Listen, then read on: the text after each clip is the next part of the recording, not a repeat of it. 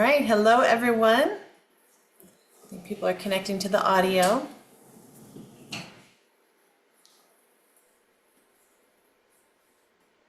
All right, I will get us going. It is 1:01. So it's going on our December community meeting. Thank you all for joining. I think we have people coming in and out of this meeting because, as we know, this is a very big time of year. So thank you all for being here, and happy December. I hope you're enjoying the recent snow that we've been getting, which has been really nice. So as many of you know, YVSC was established as a nonprofit organization in 2009, and we are guided by the mission to serve as a leader, resource, and catalyst for building a sustainable and resilient Yampa Valley region. These monthly community meetings are designed to convene community partners and members so that we can connect, identify common goals and challenges, and importantly, find ways to collaborate and create more impactful and farther-reaching programs and practices in our community. This month's meeting is our quarterly partner update meeting, where we get to hear about the great work that all of our community partners are doing. All of us will have ready updates that are about 2 to 3 minutes with initiatives, successes, things to be apprised of, and ways to get involved in the coming months. The structure for today's meeting is YVSC will first provide updates, and then I have a list of partners who have prepared updates. Partners and community members, please do use the chat if you'd like to share resources, and we should have time at the end also for public comment. As we know, please do keep your microphones muted when you're not speaking, and I will get us rolling. So with 2024 being our 15-year anniversary as an organization, YVSC board and staff committed this year to both honoring our past and looking ahead to the ways that we as an organization need to continue to evolve and grow as a regional hub for climate action. We at YVSC recognize that now is an essential time for our mission, which is to lead, catalyze, and support local and on-the-ground programs, projects, policies, plans, and partnerships that reduce emissions and continue building resilience as we look to the new year. And I'll just say that we are standing and we are ready to commit ourselves 350% to continuing to support decision-making, planning, and action that continues to build resilience and reduce emissions as we look to the future. We as an organization are committed to bolstering the important partnerships that we have with all of you, as well as our state and federal government and agency partners as much as possible to continue building momentum to address climate change. We know that dynamic changes lie ahead in our federal landscape as it pertains to climate policies and funding and programs, and we are keeping our focus on what we can do here and now in the Yampa Valley and in the coming years, and how we can support our regional partners and the state of Colorado in retaining our firm commitments to climate. One of the many strengths that we have here in the Yampa Valley is our ability to work together and collaborate functionally to achieve common goals, and we look forward to seizing upon this asset in the important work ahead. For all of us, let's focus on what we have in common and build forward from there. Before we shift gears to YVSC staff updates, I would like to start us off with some exciting announcements with additions that we have to staff and board. First, in September of this year, YVSC had the pleasure of welcoming Sally Karivu as our Resilient Water Program Manager. Through a nationally competitive search process, Sally rose to the top and joined our team with over 15 years of experience working with the U.S. Forest Service as a hydrologic technician, where she focused on stream health determination, adaptive management practices, and post-wildfire watershed restoration.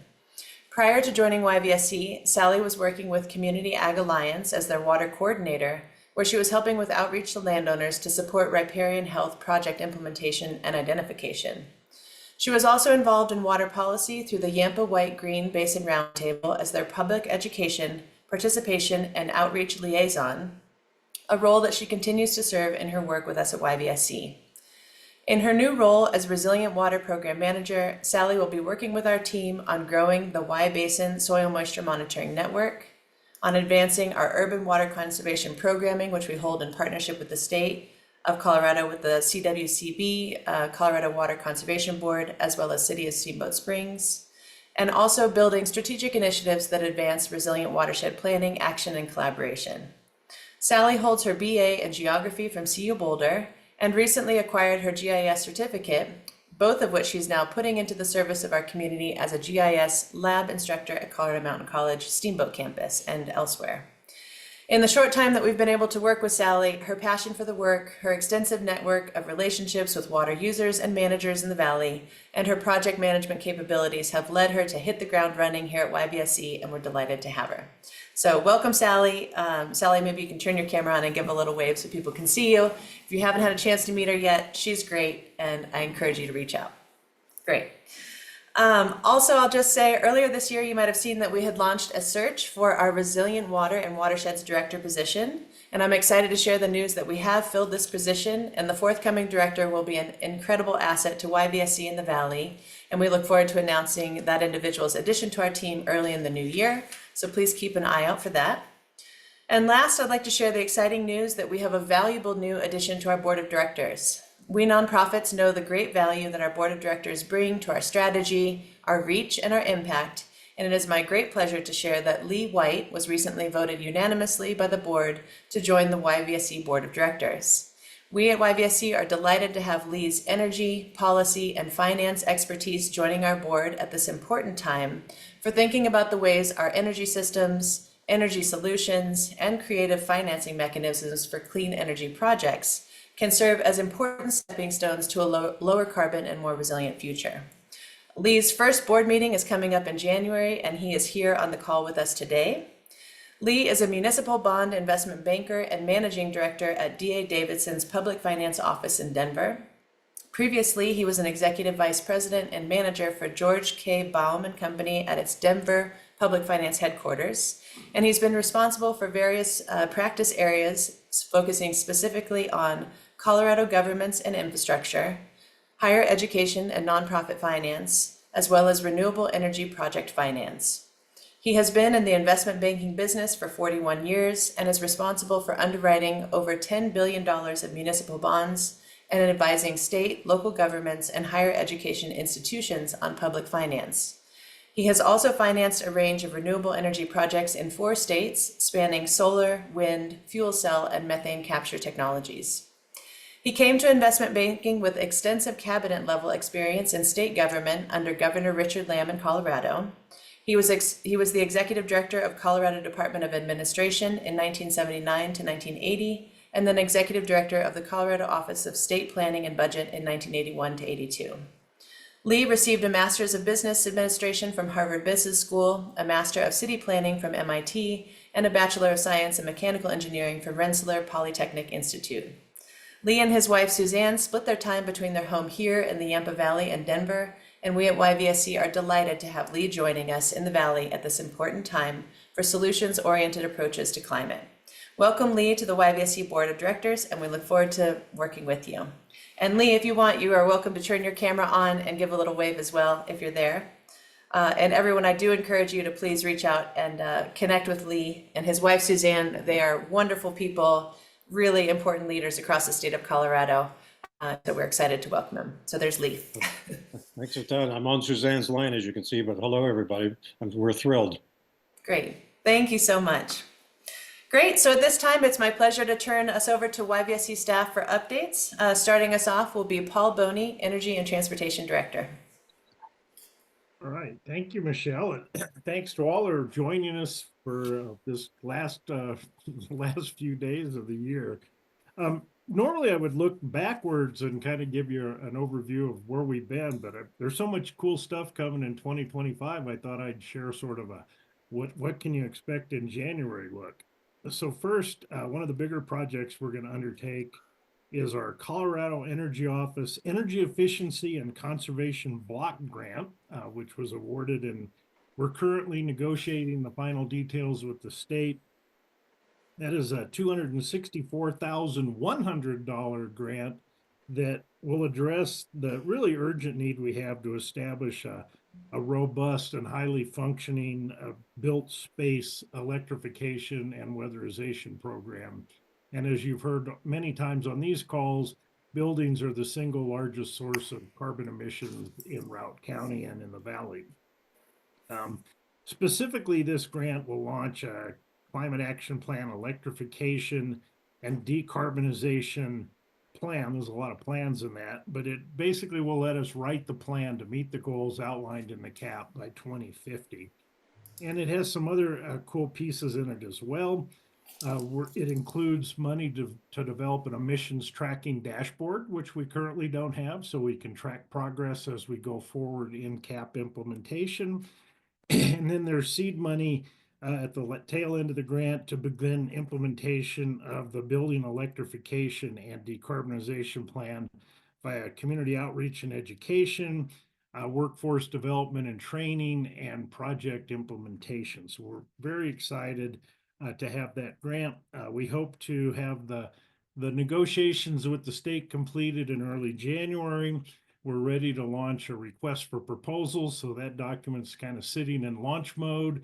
And the goal is to hire a contractor to help the implementation and writing of the plan, and have the work and the dashboard, the plan and the dashboard, I should say, done by mid-2025, so that we can have specific budget requests and program goals and objectives ready for the collective CAP governments as they go into their 2026 budgeting cycle.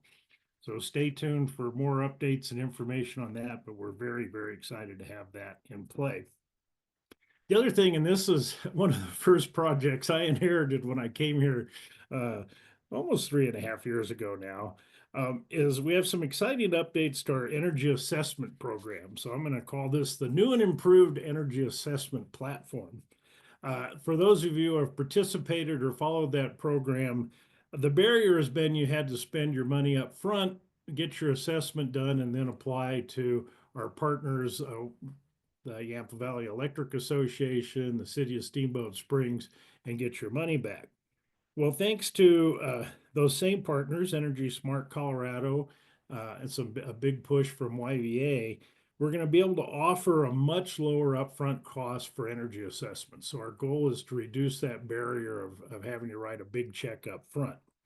So and we're still fine tuning the negotiations. So we're hoping to have this all in place by the end of the year. Things always take longer than you want them to, but right now we're on track to have an upfront customer cost of $100 versus $500 for that energy assessment.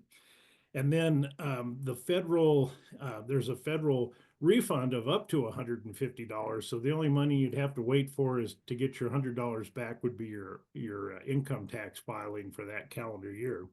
So in essence, the assessments will be free if you can get your rebate back from the IRS. And this year, the new and improved version is thanks to a grant that Energy Smart Colorado, our partner, was awarded by the Environmental Protection Agency from the federal government. We're going to offer for the first time direct install measures, which right now includes a water heater blanket, weather stripping, and then a water heater pipe insulation. And we're in negotiations for other measures as well, which could include some direct air sealing, insulating distribution pipes if you have a hydronic system, that kind of thing. So more to come. We're finalizing the details, and we'll have hopefully the final program information in 2025.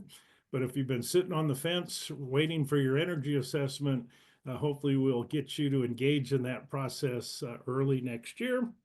And we're really looking forward to some great energy work in 2025. So thank you again for being here today with us, and here's to the new year. Great. Thank you, Paul. Next, we have Tim Sullivan, Resilient Land and Water Director. Thanks, Michelle, and season's greetings, everyone. I'm going to give a quick update on some broader initiatives in the Land and Water Program, and then you'll hear from Ryan and Dakota on specific projects. First thing I want to report on is the Headwaters of the Colorado initiative. This is a watershed collaborative group that was formed last year, focused on the very large watershed landscape pretty much north of the Yampa River up into the southern part of Wyoming. So it encompasses the Little Snake River, the Elk River, and a number of other tributaries, the Elkhead Creek, Fortification Creek, and others. It's primarily U.S. Forest Service land, but a large chunk of BLM land, and then very important private land, particularly along the river corridors. The collaborative was started in order to promote watershed health, really with a focus on the ability of our forests to provide clean and reliable water supplies in the face of climate change. So that means dealing with a lot of the risks that our forests are seeing, both from recent mortality of associated with beetles and disease, as well as the risk of future wildfires. So this collaborative is still in the forming stage, but we've had some good success recently, particularly receiving grants for doing very intensive watershed planning with regard to water supply, both from the Bureau of Reclamation Water Smart program and the Colorado Water Conservation Board Wildfire Ready Watersheds Grant Program. So there will be a rather intensive process of planning underway in the next year. YVSC will be deeply involved in that, along with a number of other partners, both here in Route County, but also across the border in Wyoming. So this makes it a multi-state, multi-jurisdiction climate resilience collaborative focused on watershed health and water. So it's exciting that that progress is going to kick off. And then just one quick mention, Michelle, in introducing Sally, and it's great to have Sally on board, talked about our work on urban water conservation. We did complete the first half of a pilot program funded by the Colorado Water Conservation Board as well, related to using turf replacement rebates as an incentive to get people to take out bluegrass lawns and replace them with low water series. We limited it to 2 projects, and one is complete and one is almost done. They were in the Silver Spur neighborhood down near Steamboat 2 and in the Stagecoach, one of the Stagecoach subdivisions. So that was exciting to be able to move away from the work we've been doing, good work we've been doing with the city of Steamboat Springs and Mount Werner Water, and begin to reach out into other areas of the county that have smaller water providers, but still need to focus on water conservation. And we look to grow our work in urban water conservation in the year ahead with lots of new opportunities as well. And it's great to have Sally on board for that. So I'll turn it over, back to Michelle. Thanks. Great, thank you, Tim. And next we have Ryan Messenger, Natural Climate Solutions Manager. Thanks, Michelle. Hi, all. I just want to give a couple of updates on some of the bigger projects that we ran this year. So I'll start with the California Park Wet Meadow Restoration Project. This is a project that we're running in coordination with the U.S. Forest Service up in California Park, which, if you don't know where that is, it's just north of Hayden. We are using low-tech process-based restoration techniques called Z-dike structures to restore degraded wet meadow systems, which are really impactful for keeping water in the landscape, mitigating drought. It's really beneficial for wildlife habitat, and is also a carbon sink. So we've been up there since 2022 doing that work, and this was our biggest year yet. We installed 65 structures along 1.5 miles of ephemeral stream, which equates to 5.5 acres of restored wet meadow ecosystems. So thanks to the Forest Service, National Forest Foundation, the Crane Coalition, and Rocky Mountain Youth Corps for partnering with us on that program. If any of you have not had the chance to go out and build some rock structures with us, I highly suggest it. It's a very fun project. You won't regret that. And then the other is an update on our Yampa River Forest Restoration Project, ongoing since 2019. And this is our project of restoring cottonwood trees, mainly cottonwood trees along the Yampa and Elk Rivers to mitigate rising river temperatures. So this year we planted 2,285 trees along 1,900 feet of riverbank, which equates to over 2.5 acres of riparian buffer restored. So another great year of doing that. I hope some of you all got to come out to our retree events, plant some trees, get a t-shirt, get a burrito, and thank you to our partners on that, City of Steamboat Springs, the Colorado River District, Colorado Parks and Wildlife, all of the private landowners that we had the pleasure of working with this year, as well as a special shout out to Steamboat Resort and Ben for getting some folks out there to plant some trees with us, and also to the Steamboat High School for those students coming out and planting with us. So It's a great collaborative community effort, and thank you all for supporting us in that. And I'll turn it back over to you, Michelle. Thanks. Great, thank you, Ryan. Next, we have Dakota Dolan, Forest Resilience Projects Manager. Thanks so much, Michelle, and thank you everyone for being here. As Michelle said, my name's Dakota. I'm the Forest Resilience Projects Manager, and the goal of my program is to increase the pace and scale of reforestation efforts in our region that sequester carbon, stabilize the soil, minimize erosion and sedimentation, maintain native tree species and habitats, and benefit watershed health and water quality. I want to take this opportunity to share some of the successes of the 3 major projects from this past summer that were all partnerships with our local U.S. Forest Service district. So starting in May, we had 2 tree planting days at the Muddy Slide Fire in South Route. We planted 1,200 lodge poles, which involved 28 volunteers, and this helped to reestablish an area that had 100% mortality from that fire. Then from June through October, I brought a handful of dedicated volunteers, including some YVSC interns and CMC students, to severely burned sites in Silver Creek and Deer Creek, which are near Red Dirt Reservoir in South Route, to do surveys on regrowth and essentially looking at the likelihood of future establishment by assessing baby trees, cone presence, and overhead seed viability.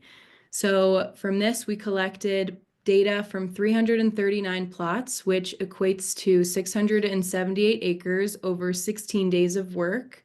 And this accomplished about 1/3 of the plots that were completed across the Forest Service burn surveys. So this really helps to speed up the process of getting trees planted in areas of ecological concern. The 3rd resilience project involved assisting the Forest Service climbing team in cone collection efforts for specifically ponderosa pine and Douglas fir species. So our nurseries that provide trees for these large-scale reforestation projects are in need of viable seed that are native to this area, and it all starts with collecting cones. So Doug fir and ponderosa pine have been identified as strong species for climate resiliency because they're native to this region at mid-elevations, so they're adapted for warmer and drier conditions that we expect to see in the future. So we participated in 2 collection days, which resulted in 2 bushels of ponderosa pine and 2 bushels of Doug fir, which means about 5,000 ponderosa trees and 9,000 Doug fir trees to be planted in the future. And that's only a small amount of what the rest of the climbing team collected over the course of those few weeks in September. So it was really exciting to be able to ramp up our work with the Forest Service and kind of catalyze more work for reforestation. But additionally, I just want to mention that YVSC's spring internship applications are now open. We'll be accepting applications through January 20th, and the spring term will begin February 3rd. The internship is a paid 12-week experience where interns are brought into the service of our work through a specific project that they work on with a YVSC staff member. So if you know anyone who might be interested in this program, please direct them to the YVSC website to learn more and apply, and I can throw that link in the chat. And that is it for me. So thank you all for joining, and happy holidays. Great, thank you so much, Cody. And I think Cody just wrapped up our fall term, and it was we had reached our number 35 intern. So 35 interns having been trained in our internship program. So she does great management of that program too. So thank you, Cody. And last but not least, we have Ashley Dean, our Senior Manager for Collaborative Initiatives. Hi, everyone. I'm going to provide a brief update on the Routt County Climate Action Plan Collaborative. As I believe most people on this call know, YVSC serves as the program management entity for the collaborative. So we are about a year and a half into the implementation phase of the CAP collaborative, and we are making some meaningful progress on our 40 recommendations. We had a recent public open house on the 5th, and we're able to report that we've completed 9 of our recommendations with 27 underway or ongoing. Key to these successes are our guiding climate action plan, collective support from our regional government partners, and the experts and dedication of our CAP working group and CAP board and working group members. So thank you to those on the call who have been part of that effort as well. For those of you that weren't able to attend the public event or want to review the progress made on our 5 sectors, I'll drop the PDF of that updated status sheet. But today I'll just stick with some more high-level collaborative updates. So in October, Jeff Milius, YVA's Energy Resources Supervisor, formally joined the CAP board, filling Steve Johnson's remaining term as the community board member. The board continues to meet monthly to monitor progress and support implementation, outreach and public partnerships, including 2 fall meetings with the Steamboat Springs and South Route school districts. For those that may not know, thanks to an almost $2.5 million grant, the Steamboat Springs School District is on track to electrify its entire fleet by 2025. This notable transition will improve air quality and will also save the district money on maintenance and fuel. The board's also tasked with helping to secure long-term funding, and as Paul mentioned, the strong CAP collaborative structure was key to receiving that energy efficiency block grant that Paul talked about. So we're finding that the value and strength of a regional collaboration anchored in an intergovernmental agreement is proving to be a strong model for other communities as well. Members of the CAP Collaborative and YVSC were invited to speak about this model and other key takeaways at Mountain 2030 Climate Solution Summit in October. They joined 540 Mountain Town community resort, business, nonprofit, and tribal leaders in Jackson, Wyoming to foster learning, collaboration, and action towards achieving net zero by 2030. The CAP Collaborative also launched its Climate Equity Initiative this fall. Luisa Lambera has been brought on as a Climate Equity Associate for the CAP Collaborative and is working with the Climate Equity Advisory Committee on a climate equity definition relevant to Routt County. Next steps are to develop a climate equity framework and pass the recommendations through that framework. And outreach will also be a priority going into the next year. Finally, I think most of you guys subscribe to the CAP newsletter, but if you don't, please do. It's a great way to keep up on what's happening, the good, and how you guys can evolve. We also have a public feedback form out right now, a Google form that I'll drop in the chat as well if you want to provide your feedback on how the CAP Collaborative is doing. And our 2024 CAP annual report should be out in January, so keep your eyes out for that. And that's it. Thanks. Great. Thank you so much, Ashley. And really thank you too to those who support the collaborative and are also in the meeting today. So next, we get to shift over to our partner updates. Again, this is an opportunity for us to all be energized and inspired and encouraged by the important collaborative work that's happening. So it's my great pleasure to start us off with our county. Scott Cowman, Director of Environmental Health and Quality with Routt County, with updates on what Routt County is working on. Thank you, Scott. All right, thank you, Michelle, and hello, everybody. Starting off with the solar project. This is a solar array and battery energy storage system that will be located in Hayden at the site of the wastewater treatment plant. The project has received approval of $2 million in funding from DOLA. An additional $1 million application for $1 million has been submitted specific to the battery component. A 30% design and impact surveys are underway. Ideally, all of the town of Hayden's municipal energy use will be offset with this array. Second is the EV readiness project. This includes a needs assessment of county fleet vehicles and infrastructure. It is nearing completion. It also includes employee perception around EV use, frequently asked questions, sessions, and materials, and internal policy development around EV procurement, transition, and use. We anticipate the full county-specific ED readiness plan to be completed and published in April of 2025.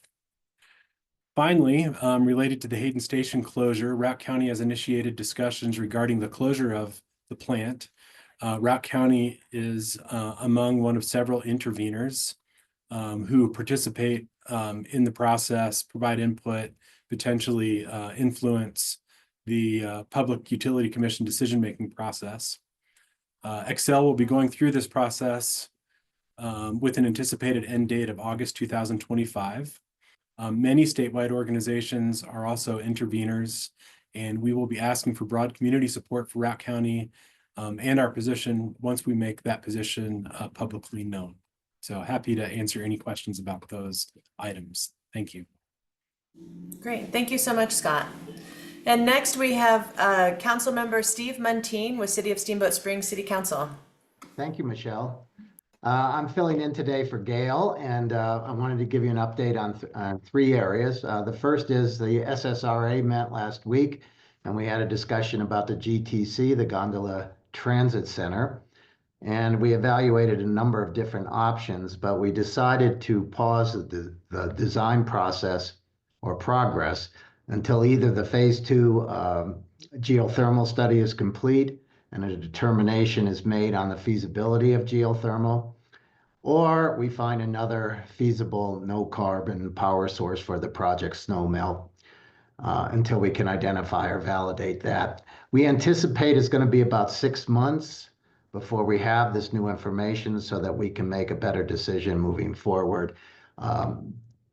Just to share a little bit of good news around that, value engineering and design is their original assumption was 120,000 square feet of snow melt, and that has been reduced to 60,000, but we still have to work on the source for that.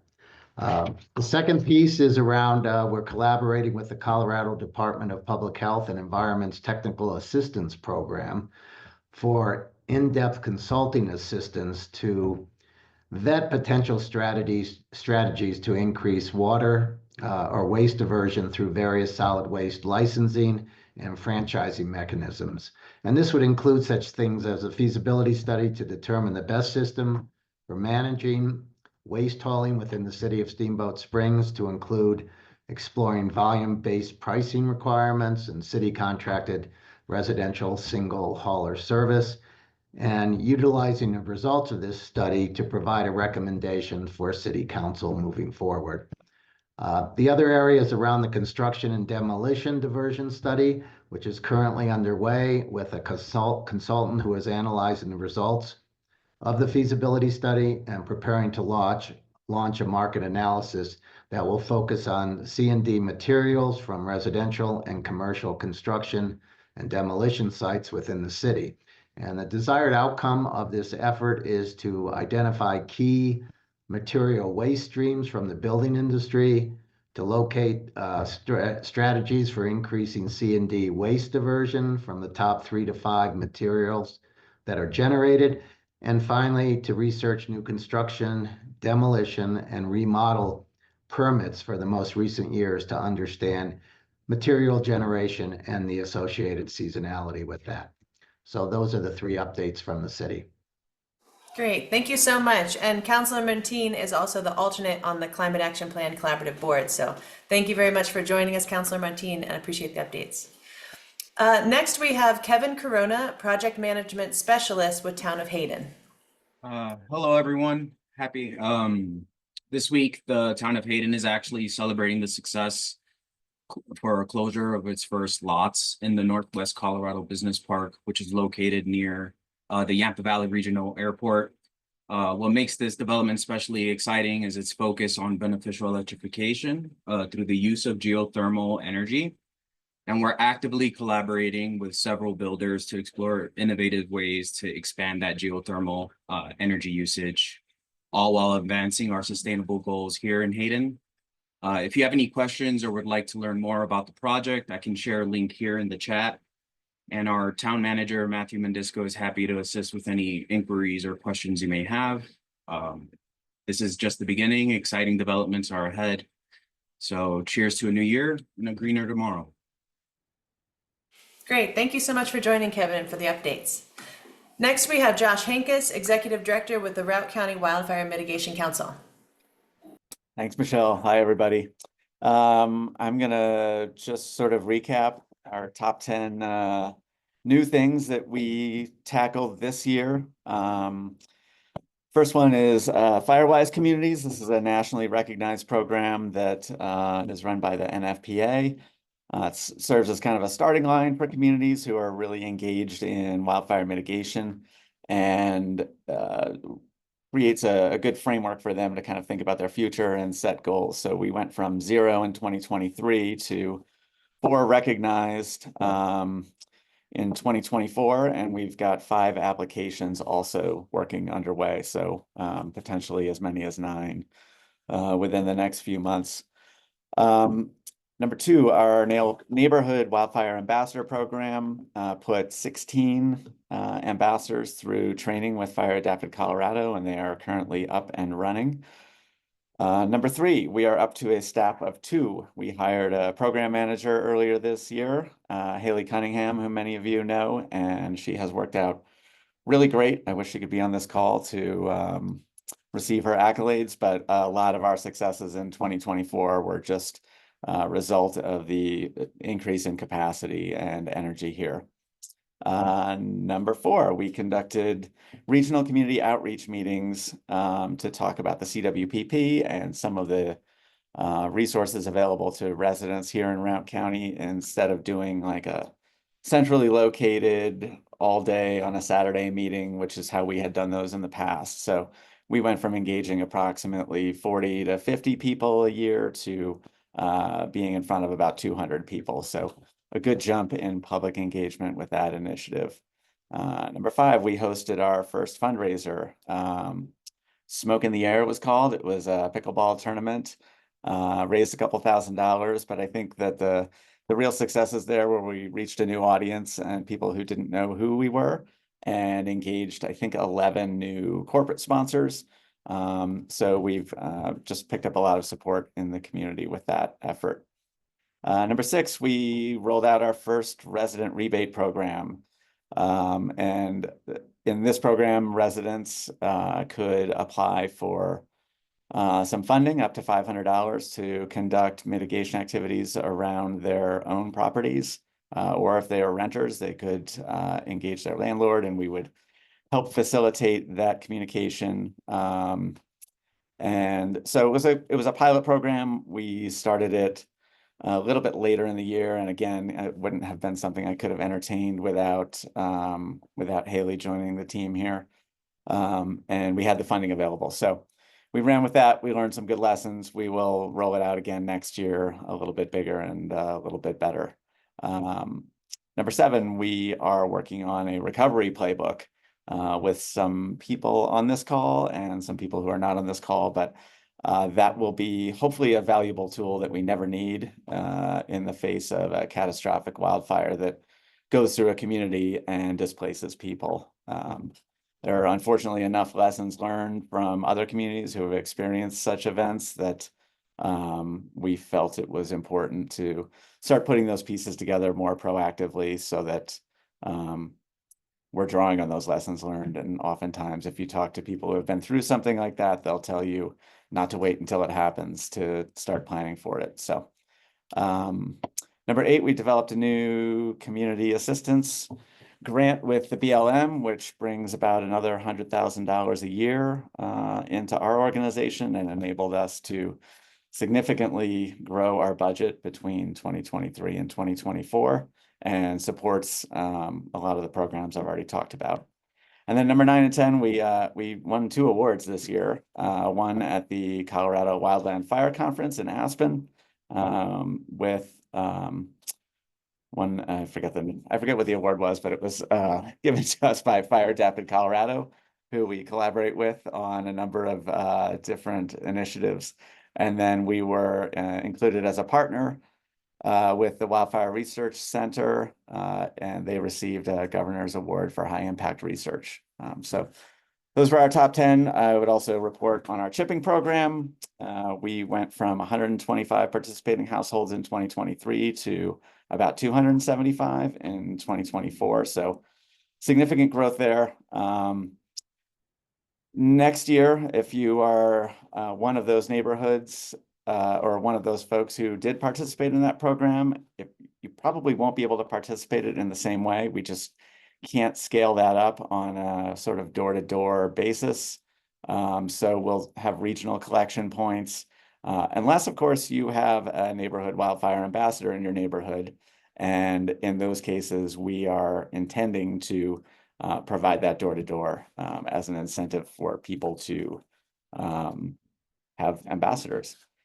Looking ahead to next year, the Wildfire Research Center, which I talked about in that High Impact Governor's Award, we are starting to get our results from 3 studies that we conducted here in Routt County. over about 2,200 homes. So look for those presentations at the community outreach meetings and at our spring conference, which will be in April. I haven't quite set a date, but let's hope to be able to do that before the end of this year. We're also going to roll out a home ignition zone assessment program where we have streamlined technology and the capacity to go out and conduct those individually for homeowners. We're also going to do an education series for realtors, contractors, and landscapers that develops them as professional service providers in the area of wildfire mitigation so that they can be the experts that we all and their clients need them to be when they're contemplating projects on and around their properties and or are arriving here in fire country from maybe somewhere that didn't have the risks that we live with here. We're also embarking on a mobile home community initiative. This is a pilot program whereby we're going to develop data points around these mobile home communities and evaluate them according to risk, and then start to provide education and outreach to them proactively, whereas typically until now, we have been more opportunistic and just been trying to satisfy the needs of the people who come to us. I think we need to be more strategic about who we're reaching out to and recognizing that folks living in mobile home communities may not have the capacity or time or energy or resources to think about the risk of wildfire in the way that some of us are fortunate enough to be able to do. We'll also be revealing and sharing out a draft of that recovery playbook at the spring conference. So again, look for those dates, and we will be looking forward to collaborating with so many of you on new initiatives and new projects in 2024. So wishing you all a safe, happy, and healthy holiday season and a happy new year. Thank you, Michelle. Great. Thank you, Josh. And that's a great list of successes and things coming up. Great work. Thank you. Next, we have Jenny Fritzen, Environmental Program Manager with Friends of the Yampa. Hi, everyone. I just have a couple of updates, recent happenings at Friends of the Yampa. Friends of the Yampa has hired and is in the process of contracting with a team of consultants from Ayers Associates and SWCA for phase 1 of a project to improve floodplain connectivity and riparian and aquatic habitat in the Morgan Bottom Reach of the Yampa. Phase 1 involves stakeholder engagement, technical analyses, hydraulic modeling, and developing a conceptual design. Also, kind of new in our world is that we are participating in River Corps in 2025. This is a new AmeriCorps program that places AmeriCorps members throughout the state with organizations to do work focused on healthy rivers and watersheds. We are actually, the hiring process is open right now. The applications are being accepted until January 3rd, and we're looking for a member to assist us with our environmental and conservation programs. The deadline for applying, again, is January 3rd. So if you know someone who might be interested, please spread the word. And you can find more information on this very cool new program hosted or initiated by River Science at river.science/rivercorps. And that is it for me today. Thank you so much, Michelle. Great. Thank you so much, Jenny. And next we have Kristen Jesperson, Executive Director with Yampatika. Hi, everyone. Lovely to see you all today. I will try not to take too much time, but want to share sort of our year in review as well. We succeeded in connecting over 25,000 people total to nature in varying capacities this year through our school programming, our summer camp, and our adult and community programs. That entails providing free environmental education in the form of in-classroom visits and organizing field trips to over 3,500 students last year or last school year, and so far this semester about 2,000 students. So we are seeing a very broad reach of students throughout the programming we're offering in Routt, Moffat, Rio Blanco, and Jackson counties. We also saw about 860 youth through our out-of-school programming. And that programming tends to be more service-oriented with more of a stewardship focus. We hosted 194 summer campers between the ages of 5 through 11 years old over the summer, and hosted a lot of partnerships as well through that programming, including rafting with Friends of the Yampa, and visits to the art museum and visits to various destinations throughout the community. We also had our first full year intern. We had a CMC student join us last fall, and she earned school credit for her participation, and then ended up working our summer camp. And that's something that we aim to build on into the next year as we work to use our programming as a way to offer more work-based experience for young people interested in pursuing environmental education and/or natural resource management careers. We also hosted over 1,000 folks through our various interpretive tours, and then saw about a record number of people at Fish Creek Falls this summer. We saw about 11,000 people at that location. And as we look to next year and anticipate cuts in the Forest Service's budget, and how we're going to continue to deliver the programming that we do, we're looking to get more creative in terms of, again, kind of leveraging youth and participation in our programs through our Fish Creek Falls interpretation. So maybe looking to create more internship opportunities in that way. So I welcome any thoughts that you all have on how best to manage internship programs and/or recruit young people who are interested in pursuing these types of careers, and how to structure internship programs. So that's kind of a side note, but that's something we'll be looking to in the upcoming year. And we grew numerous partnerships throughout the community, which is always, as has been highlighted in this call, an important element of what we all do. And importantly, we hired 2 new staff. One is a brand new position. We hired our very first development director. Her name is Sarah Borger.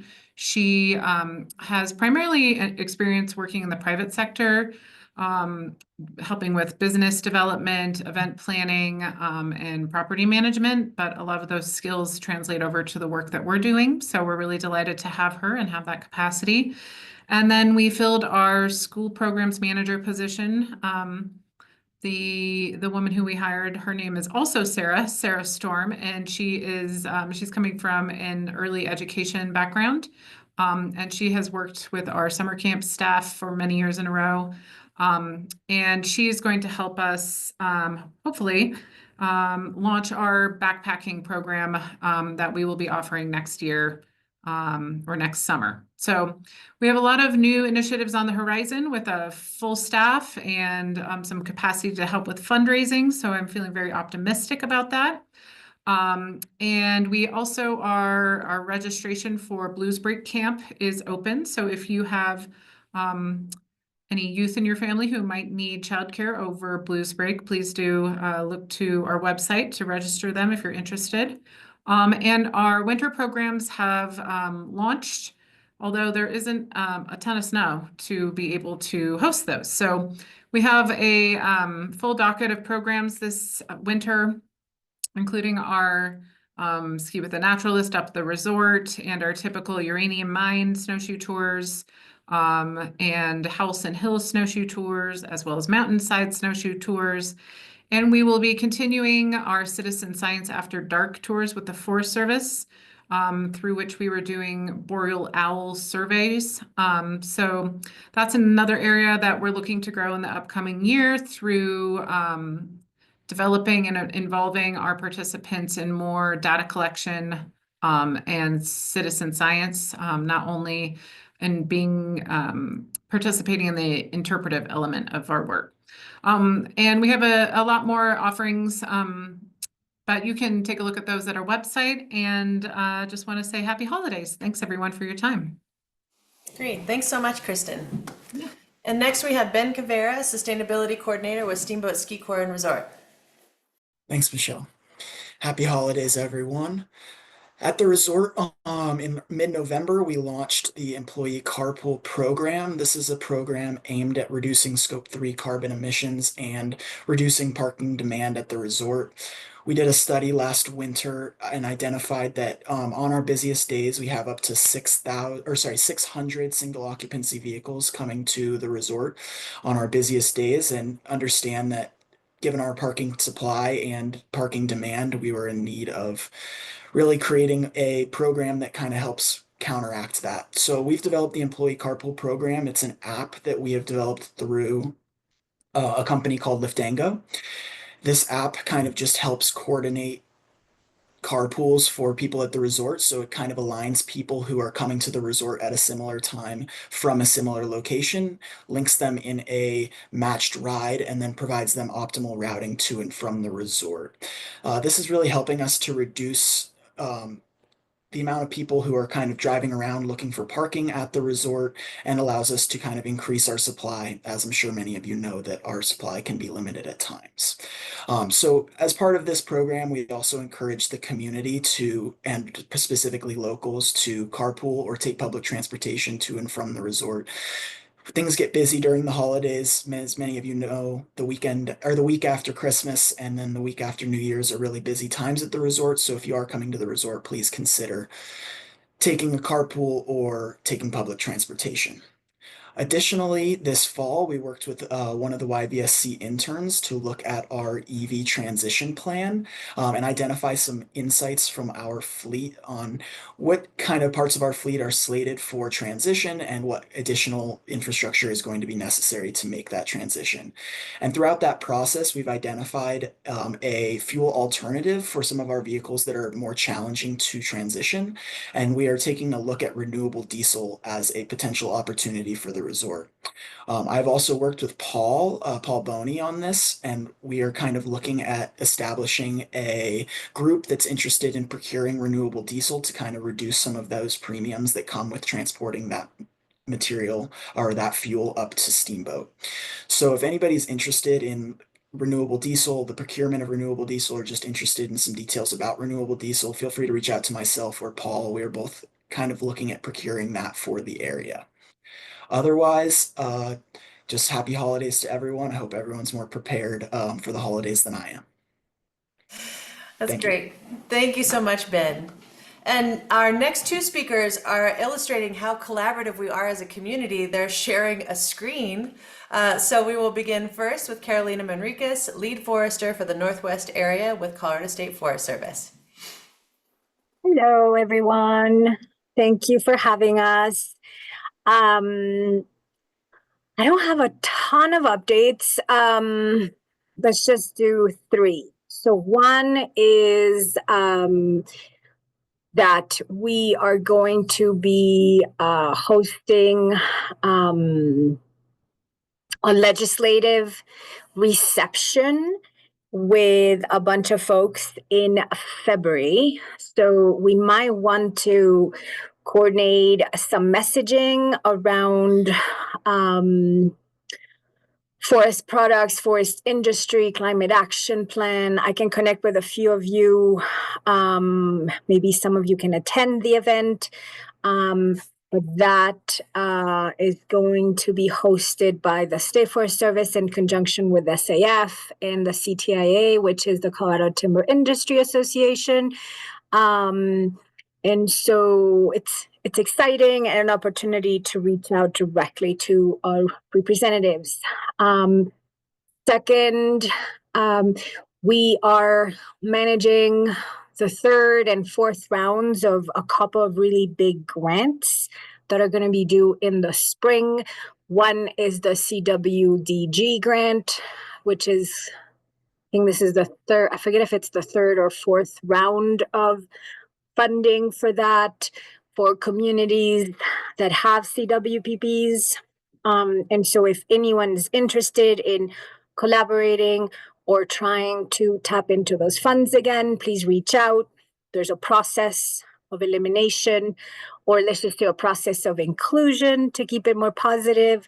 And so just reach out so we can be in the loop and promoting and making sure we use the right language and all the right things. Same thing with CAFA. There's another round. CAFA is the for communities adjacent to federal lands, and they can be some. I think the maximum you can ask is 300K, but it's still for work adjacent to federal lands. So another exciting opportunity coming down the pipeline. And we'll have a new forester at the beginning of the year. So hopefully I can introduce that person at our next community meeting. And now, without further ado, let me introduce my friend and partner, Todd. Bravo! Thank you, Carolina. So I'm not the new forester, so she's not introducing me to that. Still here with CSU Extension.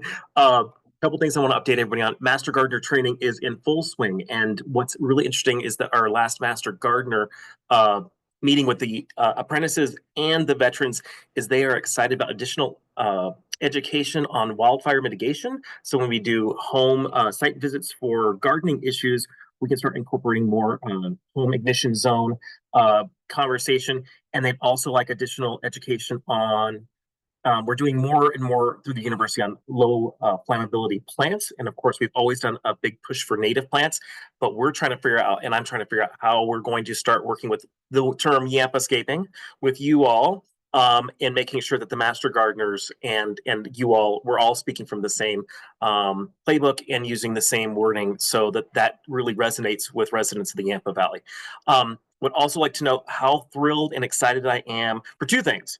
First, that the city council is going to be considering community support dollars early in January. They're a little behind, but the Environmental Coalition recommendations have gone forward. YVSC will be a beneficiary of that, along with a couple of the other nonprofits that are featured on this call.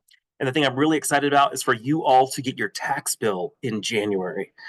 And that is because we've partnered again with the Community Ag Alliance to make sure the Respect the Rural flyer is in there, which talks about so many things that are important to you all on this call.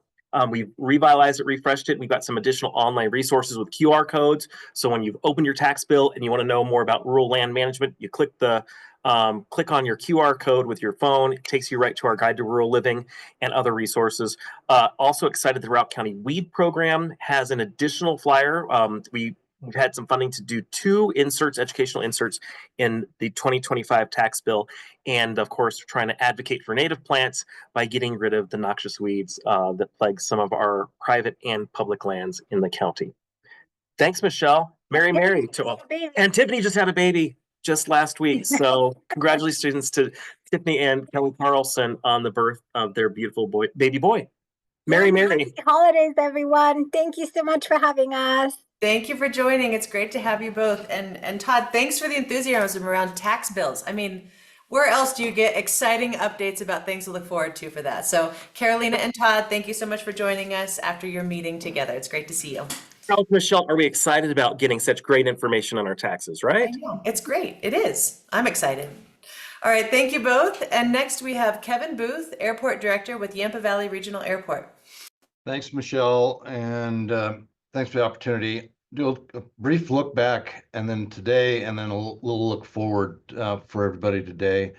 And looking back over the last couple of years, we put in a 250 kilowatt solar array, which reduced our energy bill, not use, by about 20 to 25%, depending on how much sun we get each year. So that was good for us and good for the environment.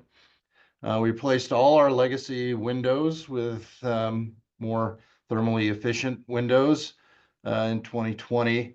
We replaced existing natural gas boilers with high efficiency gas boilers to heat the terminal in the last couple of years. And then last year we built a car wash, which you might go, how does that help sustainability? But what that has done is prevented our 3 rental car companies from having to drive every rental car to Hayden and back every time they turn it over. So everything's on campus here to include refueling and washing now. Currently, we are continuing, we're at the 18-month point in the Good Traveler program, which allows our travelers to buy carbon offsets very easily. And we partnered with the Yampa Valley Community Foundation to do that, so that money gets funneled locally if those that are buying the offsets designate that. So that's, I think, a good step. And we promote that, as everybody sees, as you go into our TSA checkpoint. We've got the information right there at fingertips with a QR code to make it as easy as possible for people to take advantage of that. And then probably the biggest news is we are currently installing EV chargers for both our passengers and our employees. So those will be hopefully up and running in January. We, believe it or not, we're installing them this time of year, but that's where we're at. So we're finishing those up as we speak. And we're about 6 months into a terminal expansion planning program. The first phase of which adds about 50,000 square feet to our terminal. You might ask why, and that's because we handled almost 470,000 passengers last year, which is more than double what we did 2 or 3 years ago. So we're growing, our business is growing, and we need to grow the terminal. As a part of that, we've told our designers and our engineers that we want to look seriously at geothermal.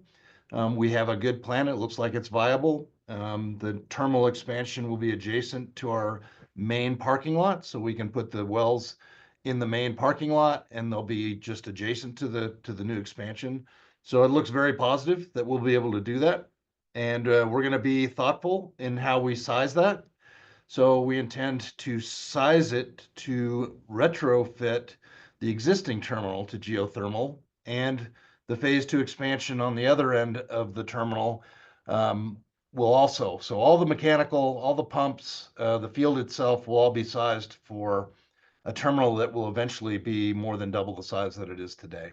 Okay, so that's kind of what we've got going on here, and thanks for the opportunity, and happy holidays to everybody that's on board here.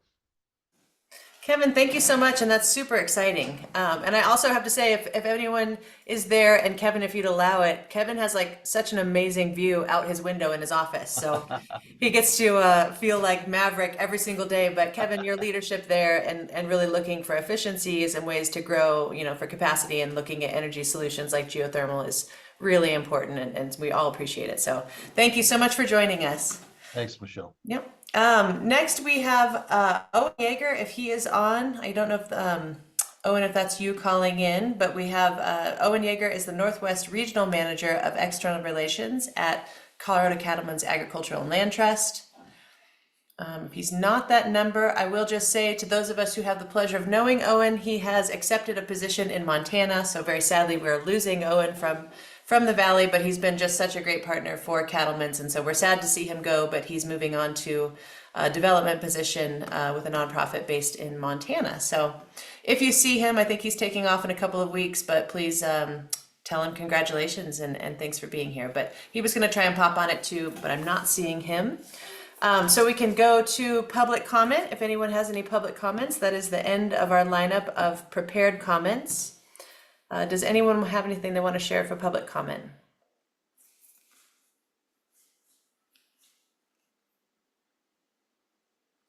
All right, hearing nothing, we can call it a wrap. And I just want to thank you all for your phenomenal work and our very important partnerships this year and prior years. And definitely as we look to the new year in 2025, we at YVSC look forward to supporting our partnerships with you and finding ways to connect more, and just thank you for all you do. So hopefully you find some time off with family and friends and time in the snow, and we look forward to seeing you next year.